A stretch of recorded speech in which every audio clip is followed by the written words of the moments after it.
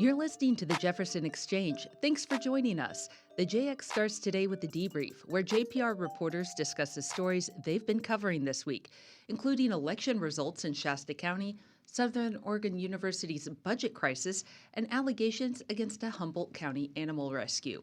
I'm Maria Carter, JPR's news director. I'm Justin Higginbottom, public health and safety reporter. I'm Jane Vaughn, housing, homelessness, and education reporter. And I'm Roman Battaglia, politics, science, and environment reporter. Okay, Roman, let's start with you. You and I were up late on Tuesday night reporting on election results from the California primary, and it was a tantalizing time. Yes.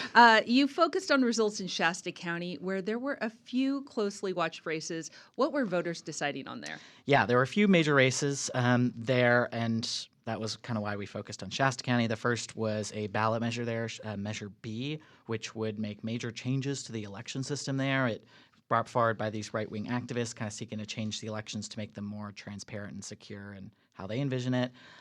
Many voters were focused on one aspect, which was requiring photo ID to be shown when voting, but, it changes a lot of other things in major ways, like mandating hand counting of ballots instead of using machines, eliminating most voting by mail and not having early voting. So a lot of changes there. And then we're also following the county clerk's race, which is the person in charge of actually running the elections, and that race has kind of become this referendum on how elections should be run in the county.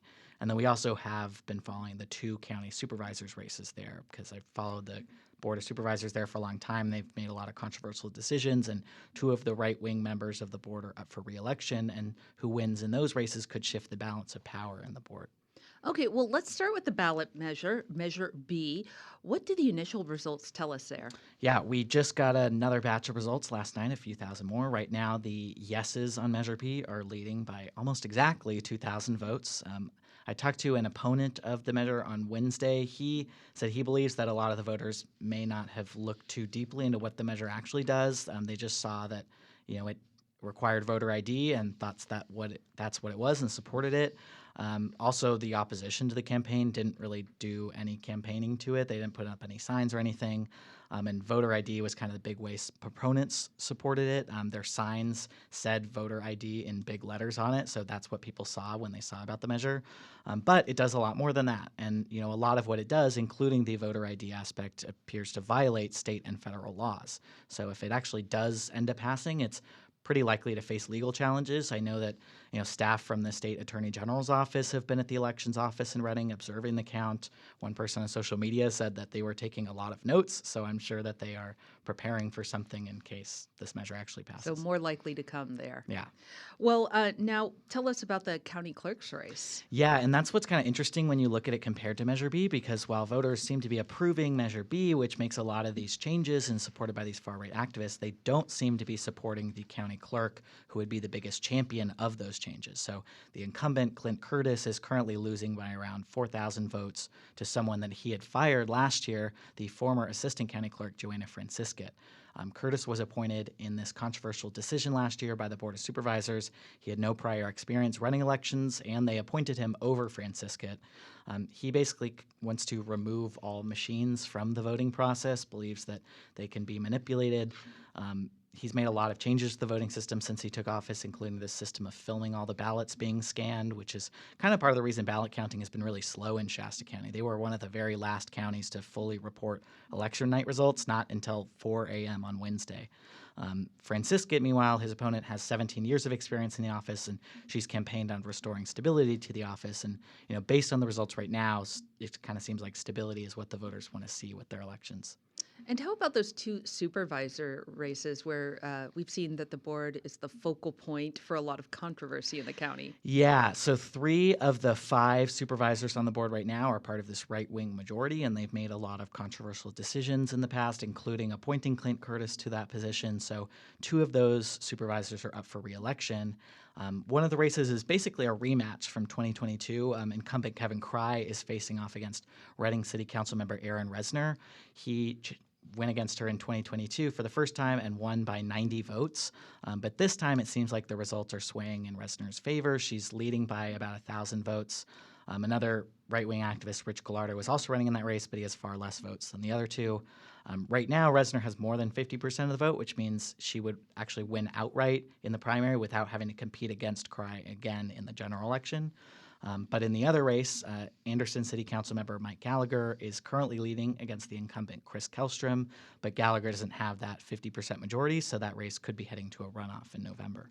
And we've heard 1,000 votes, 2,000 vote leads on some of these things. Do we have any idea how many ballots are left to count and how that could change things? They could change things a lot. Yeah, some of these results are within a few thousand votes. And, we got an update from the elections office today. They estimate that they have basically only counted about half of the ballots so far. They estimate that there could be 29,000 more ballots, which could change things significantly. Yeah. I mean, it really could. It's anyone's game. Yeah, honestly, any of the results I told you so far could completely swing in the opposite direction. We have really no way to tell.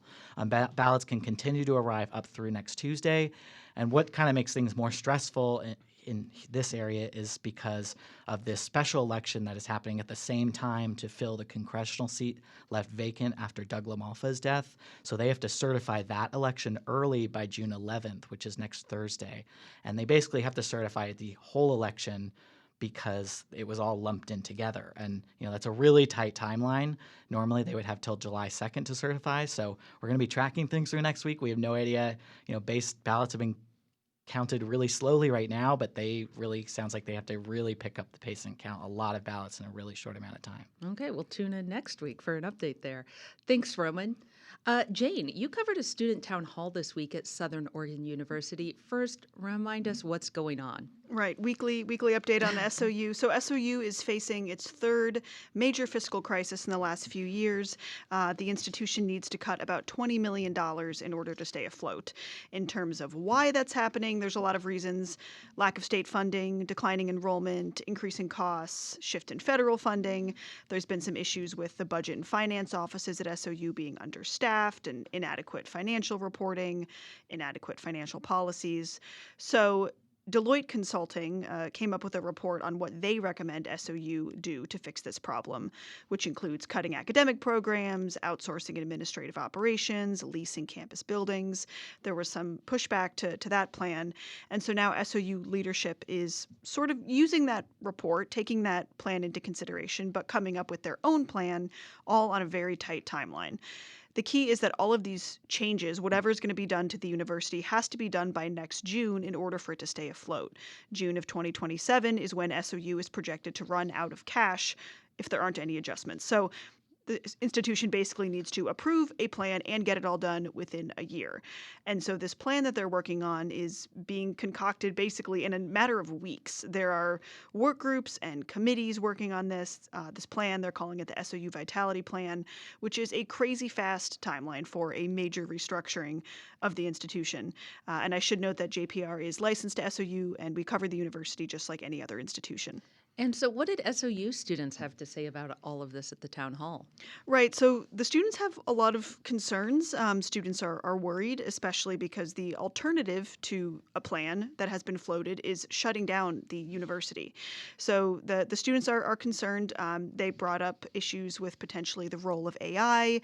They're worried about possible program consolidations, particularly the music department, which in Deloitte's report they plan to cut entirely. They had some concerns about tuition increases, which President Rick Bailey said there's no plan for that at this point. And then the students also had some interesting suggestions or recommendations for what the university should be looking at. So one freshman, Mason George, said he hadn't known a lot about the cool resources that the university offers. He thinks that SOU should do a better job advertising and marketing those resources to basically entice more students to come, increase enrollment, increase funding. Some students recommended focusing more on donations, selling off properties for revenue. There was a sophomore there named Tyler Penny who presented an outline that she had made, literally held up her notebook. She had made a suggestion for restructuring the university's academic model with a series of basically core departments and then concentrations within each of those. So the leadership says they're already working on that, reworking the academic model. And it was really good to hear from students. They've been trying to solicit feedback from a lot of different areas. And so, Jane, what happens next? So, SOU President Rick Bailey plans to release a draft of this plan on June 15th. So, that week will be a busy week. There's a lot of committee meetings, and the Board of Trustees is scheduled to vote on it on June 18th. So, now is really the crunch time. They really need to start writing it now pretty soon. And the other thing is that SOU has to have a plan for long term financial sustainability in order to receive $15 million in emergency funding from the state. It's currently on track to do that, but if SOU doesn't come up with a plan, it probably wouldn't get that money if they have no plan.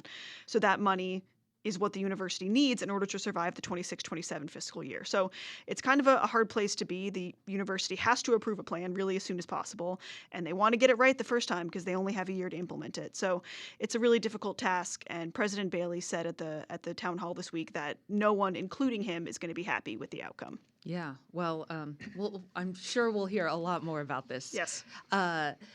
And Justin, you had a story about residents protesting an animal shelter in Humboldt County. Why were they protesting?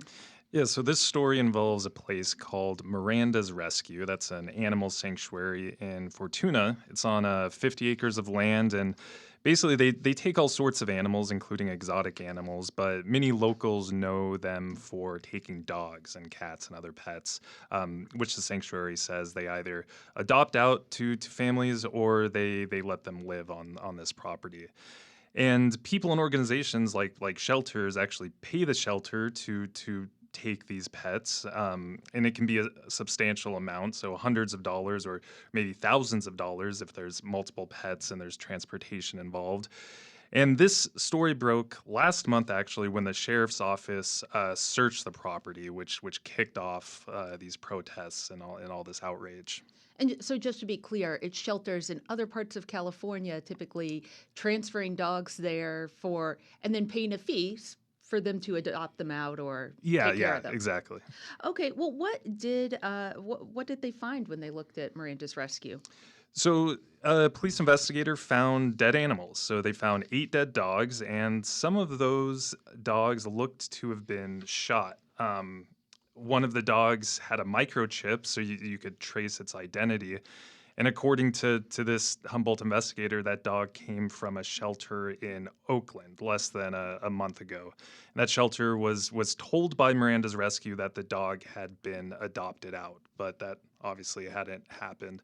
So according to the search affidavit of the property, the investigator said he thinks the owner, Shannon Miranda, has killed this dog and others for financial gain, basically so that the shelter can take in more animals, get the money from shelters and individuals, and not take up space. And according to the search, this is all. By the way, according to the search affidavit, this is not a charge, and that's really important to remember. Shannon Miranda hasn't been charged with anything. Right now, the Humboldt County Sheriff's Department says they're in the process of investigating potential crimes at the sanctuary, and those include animal abuse and fraud, but they say that this is a very complex case, and it might take a bit. And so what caused the Sheriff's Department to search the property, actually? Yeah, this is an interesting part of this story. So there have been people in the community that it seems for years have questioned the operations at Miranda's Rescue. And this came really to a head when 2 women snuck onto the property recently to search what they thought could be mass graves for dogs. One of the women actually bought the neighboring property to Miranda's Rescue so they could monitor the sanctuary. But these 2 women are the ones who first dug up these dogs, saw that it looks like they had been shot, and they contacted police. And so no charges have been filed, as you said. Why did you decide to report on this now? So, yeah, we've been following this story somewhat, and it's hard when no charges are filed because you don't want to report on rumor, especially when someone's reputation or business is at stake. But this story's, it's really grown to such a level now that there are protests. People are showing up at Board of Supervisors meetings. So it's really out in the open. Shelters in California have also said they are no longer sending animals to the sanctuary. There's Facebook groups that I went on where people are trying to track down their animals that they gave to this rescue to see what happened. And so I thought it would be a good start for now, just laying out what we actually know at this time. And quickly, what did the owner of Miranda's rescue have to say? He's denied all allegations and kind of told the public to hold off until the court system, if that occurs, can separate fact from fiction. Okay. Well, thank you so much, Justin. That's it for the debrief this week. Thank you for listening. You can reach the newsroom with comments on our coverage and suggestions of things we should cover in the future through our news tip line. That's on our website, ijpr.org.